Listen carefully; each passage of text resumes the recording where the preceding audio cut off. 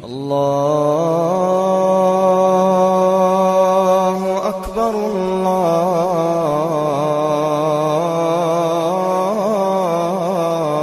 عليكم ورحمة الله وبركاته.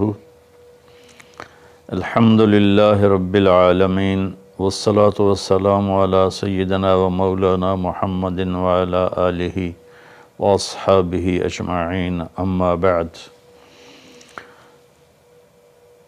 فقال الله سبحانه وتعالى: شهر رمضان الذي أنزل فيه القرآن هدى للناس وبينات من الهدى والفرقان ومن شهد منكم الشهر فليصم.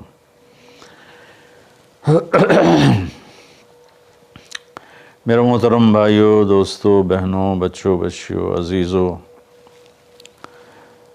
جو سن رہے ہیں اور جن تک میری بات پہنچے گی، رمضان کی آمد ہے تو اللہ تعالیٰ نے جیسے دنیاوی سیزن بنائے ہیں، جیسے عید کا موقع تاجروں کے لیے سیزن ہے، بڑی عید کا موقع تاجروں کے لیے سیزن ہے، ایسے مختلف قسم کے تہوار دنیاوی دینی جو آتے ہیں تو وہ تاجروں کے لیے سیزن بن جاتا ہے اور ان کی سیل بڑھ جاتی ہے، منافع بہت زیادہ ہوتا ہے۔ تو اسی طرح اللہ تعالیٰ نے بخشش کے بھی سیزن بنائے ہیں، جس میں سب سے بڑا سیزن وہ رمضان المبارک کا مہینہ ہے۔ اللہ تعالیٰ نے اس میں روزے کو فرض کیا۔ یا ایھا الذین آمنوا، اے ایمان والو، کتب علیکم الصیام، تم پہ روزے فرض کیے گئے ہیں۔ روزہ چونکہ اوکھا عمل ہے، خاص طور پہ لمبا روزہ گرمیوں میں، تو اس کو ہلکا کرنے کے لیے اللہ نے کہا ما کتب علی الذین من قبلکم، کہ تم گھبراؤ نہیں، تم سے جو پہلے تھے ان پر بھی ہم نے روزہ فرض کیا تھا۔ اور میں تھوڑی وضاحت کر دوں، ان کا روزہ ہم سے بہت مشکل تھا۔ ان کا روزہ 24 گھنٹے کا ہوتا تھا، افطاری سے افطاری، سحری کوئی نہیں۔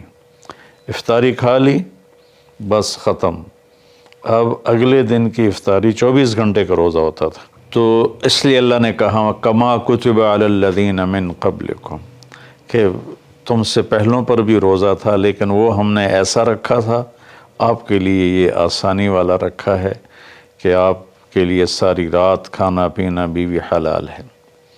پھر آگے ایک خوشخبری سنائی، لعلکم تتقون، کہ اللہ کی طرف سے جب لعل ہوتا ہے تو وہ یقین کے معنی میں ہوتا ہے، انسان کی طرف سے جب لعل ہوتا ہے تو شک کے معنی میں ہوتا ہے۔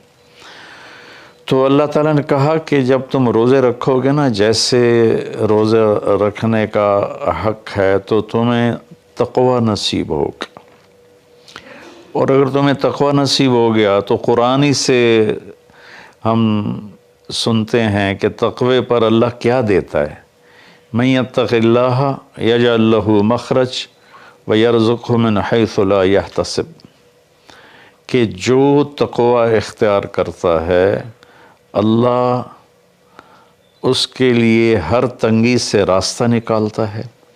جیسے آج کل کی ٹینشنیں اور بے شمار قسم کے ڈپریشن اور ایک دنیا کی دوڑ نے ہماری لائف کوالٹی بہت خراب کر دی ہے، چیزیں بڑی اعلیٰ ہو گئی ہیں، سواریاں بڑی اعلیٰ ہیں، لیکن لائف اٹ سیلف کوالٹی اس کی بڑی پور ہو گئی ہے، بہت خراب ہو گئی ہے۔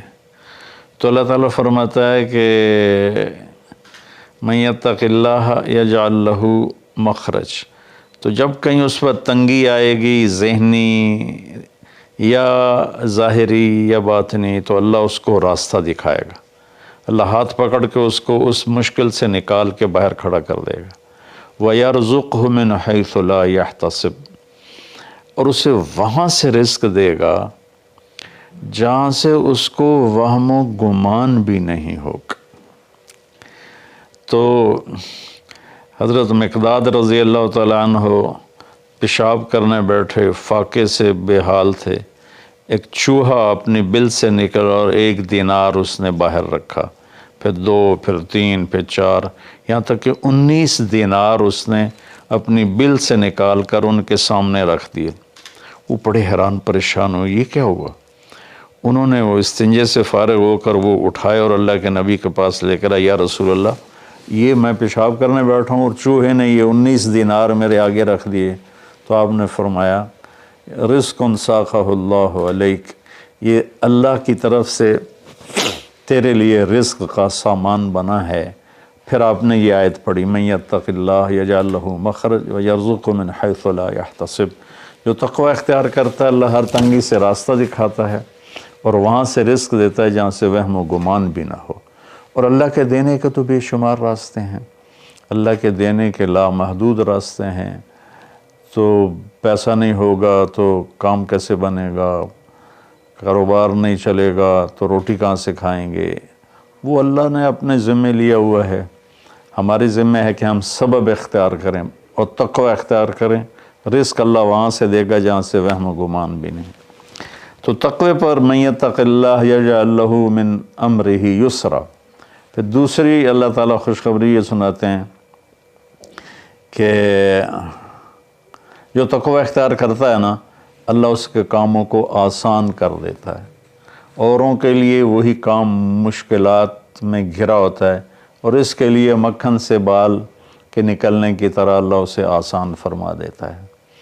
تیسرا تقوی کی جو فائدہ اللہ بتاتے ہیں، من یتق اللہ یکفر عنہ سیئاتہ ویعظم لہ اجرا، جو تقوی اختیار کرتا ہے وہ کوئی یہ نہیں کہ اس سے گناہ نہیں ہوتا، اس سے بھی گناہ ہوتا ہے۔ ہمارے ہاں یہ بڑا عجب تصور ہے کہ اگر کسی نے داڑھی رکھ لی، تبلیغ میں چلا گیا یا عالم بن گیا، بس اس سے تو کوئی گناہ ہونا ہی نہیں چاہیے، اور ہم جو مرضی کرتے پھریں، ہمیں تو کوئی پوچھ نہیں، ہم دنیا دار ہیں۔ تو یہ بڑی گمراہی ہے، سوائے نبیوں کے کوئی بشر خطا سے پاک نہیں ہے، چاہے وہ کتنا ہی بڑے مرتبے والا ہو۔ خطا ہر انسان کے ساتھ لگی ہوئی، بلکہ وہ انسان ہی نہیں جس سے خطا نہ ہوتی ہو۔ تو اللہ تعالیٰ کہتا ہے یکفر عنہ سیئاتی، جو تقوی اختیار کرتے ہیں وہ اپنے گناہوں پہ نادم ہوتے ہیں، توبہ کرتے ہیں، تو اللہ تعالیٰ کہتا ہے ہم ان کے گناہوں کو مٹا دیتے ہیں۔ معاف کرنا نہیں کہا، یکفر مٹا دینا، ایسا مٹا دیتے ہیں جیسے زمیندار زمین میں بیج کو ڈالتا ہے اور وہ بیج میں اس کو زمین میں چھپاتا ہے اور پھر وہ بیج فنا ہو جاتا ہے اور اس سے ایک نیا پودا نکل آتا ہے، ایک نئی جان نکل آتی ہے۔ ایسے اللہ تعالیٰ فرماتے ہیں، یہ نہیں کہا کہ یغفر لہو، اللہ تعالیٰ فرماتے ہیں، یغفر کا مطلب ہوتا ہے چھپا دینا، اور یکفر کا مطلب ہوتا ہے صفائی کر دینا، مٹا دینا۔ اللہ ان کے گناہوں کو مٹا دیتا ہے کہ یہ جو کرامن کاتبین لکھ رہے ہیں نا، وہ ان کی کاپیوں سے بھی غائب کر دیتا ہے۔ تو اور دوسرا کام کیا کرتا ہے، یہ ویعظم لہ اجرا، اور اللہ تعالیٰ اس کا اجر عظیم کر دیتا ہے۔ جب اللہ عظیم کرے گا تو اس کی شان کیا ہوگی۔ تو رمضان اللہ تعالیٰ نے ہمیں ایسی بڑی محنت، ایسی بڑی دولت دی ہے اپنی آخرت کو بنانے کے لیے۔ اس میں جسمانی صحت بھی ہے اور اس میں روحانی صحت بھی ہے۔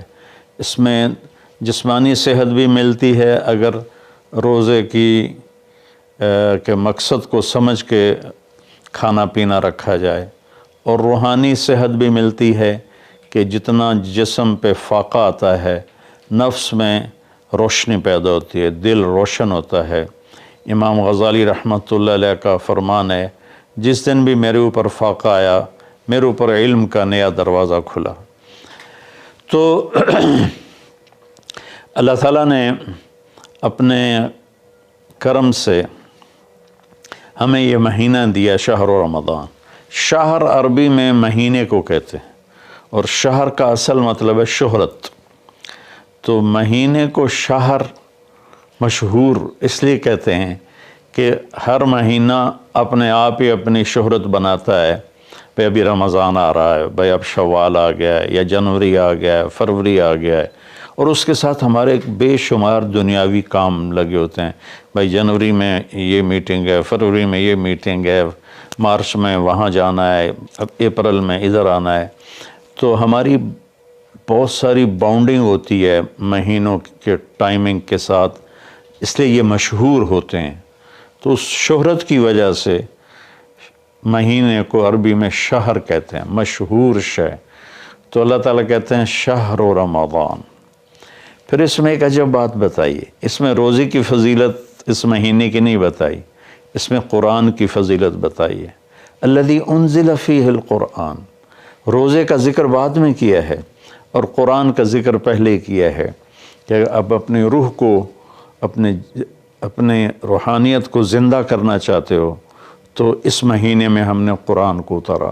الذی انزل فیہ القرآن، جس میں ہم نے قرآن کو اتارا۔ 6 رمضان کو موسیٰ علیہ السلام پہ تورات اتری، اور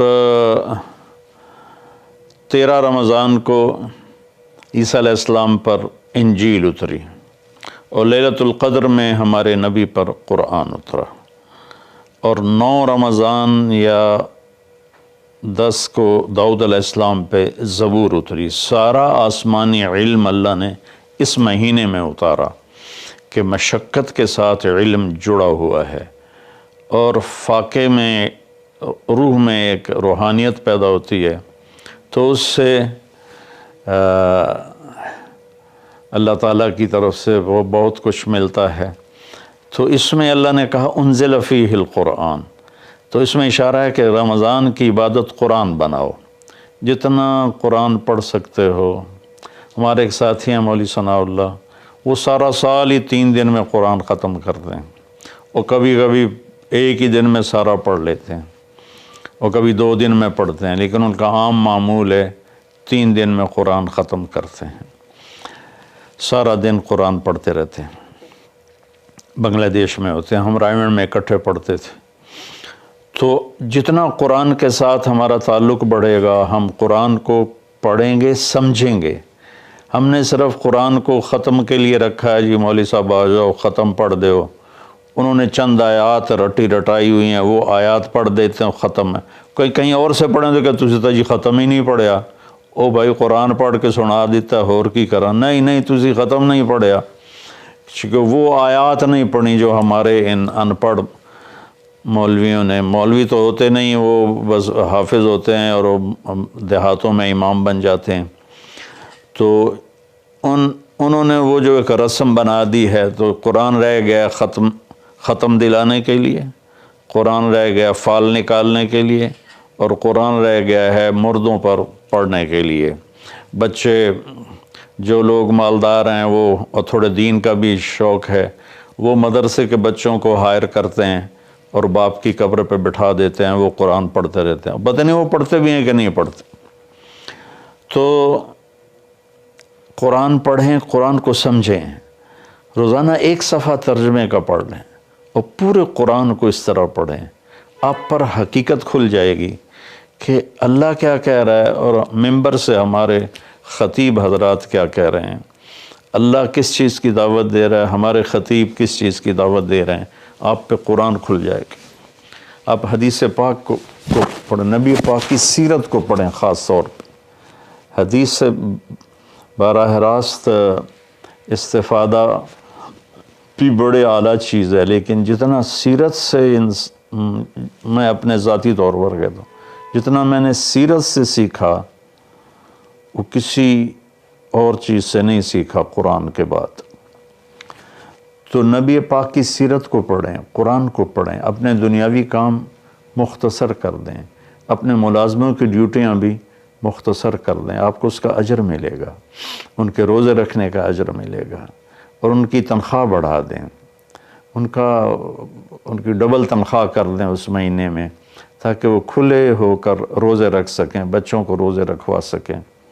ہم تو ایک افطاری پہ ہزاروں روپے اڑا دیں، اور ان کی پورے مہینے کی تنخواہ چند ہزار ہو تو وہ کھل کے روزہ تو نہیں رکھ سکے گا۔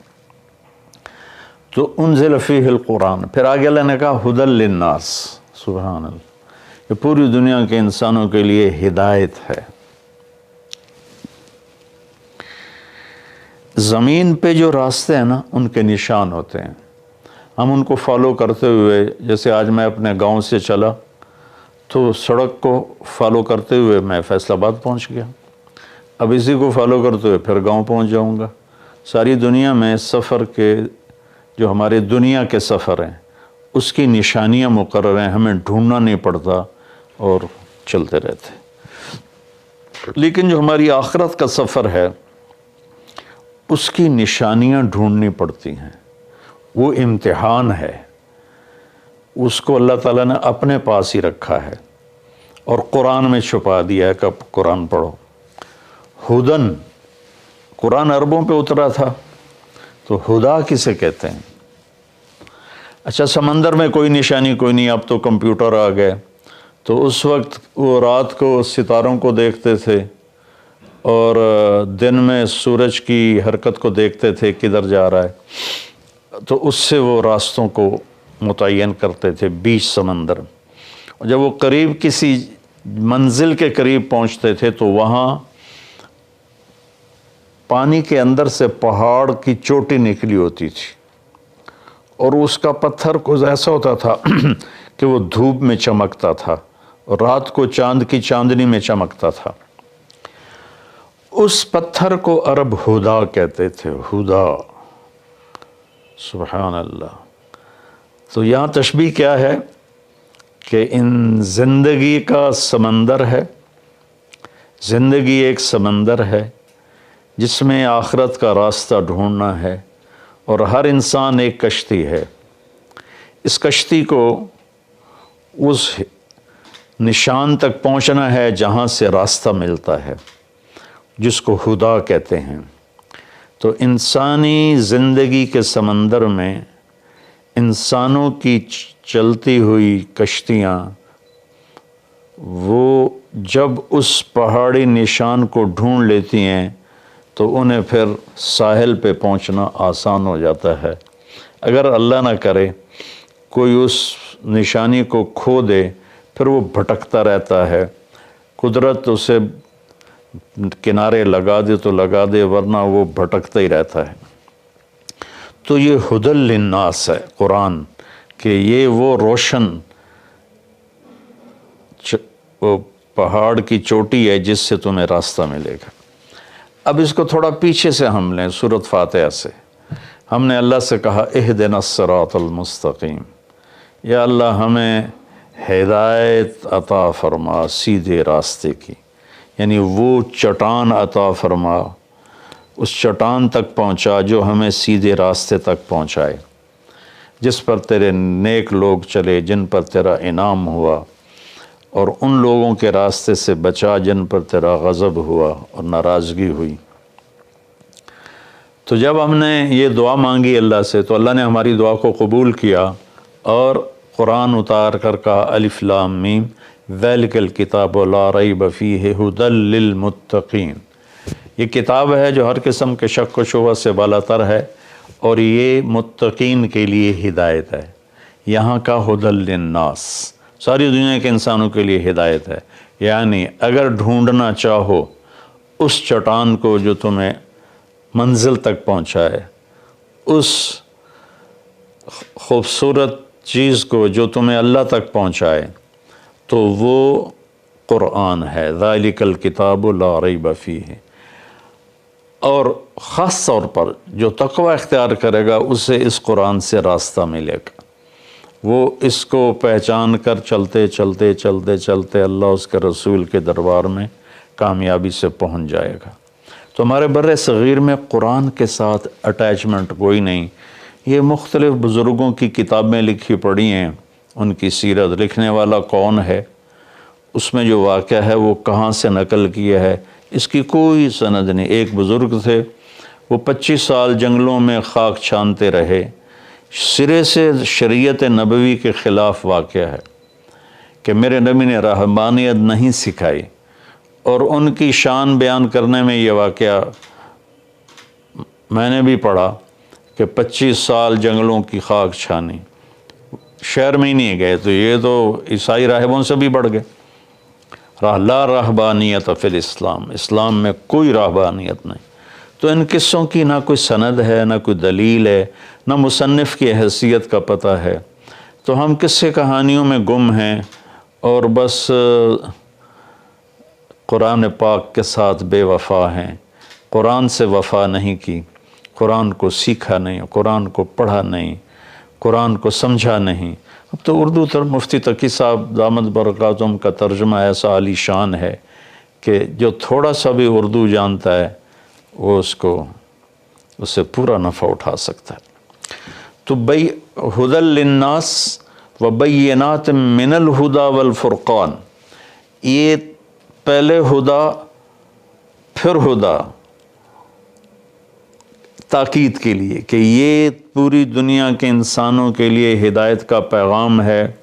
اگر تم اپنے ذہن کو صاف کر کے اسے پڑھو گے تو بینات من الہدی، تو یہ ہدایت کی خوبصورت نشانیاں ہیں، اور حق کو باطل میں فرق کر کے دکھا دے گا قرآن، کہ اس لیے قرآن کا نام فرقان بھی ہے کہ یہ حق کو الگ کر دیتا ہے، باطل کو الگ کر دیتا ہے۔